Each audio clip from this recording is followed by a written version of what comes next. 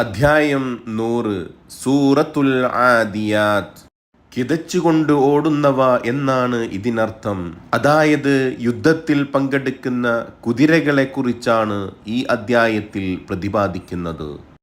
ബിസ്മില്ലാഹിർ റഹ്മാനിർ റഹീം. വൽ ആദിയാതി ളബ്ഹാ.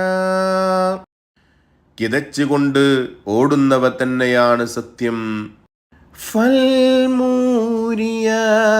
ഖദ്ഹാ. അങ്ങനെ കുളമ്പ് കല്ലിലുരസി തീപ്പൊരിയുണ്ടാക്കുന്നവ തന്നെയാണ് സത്യം. ഫൽമുഈറാതി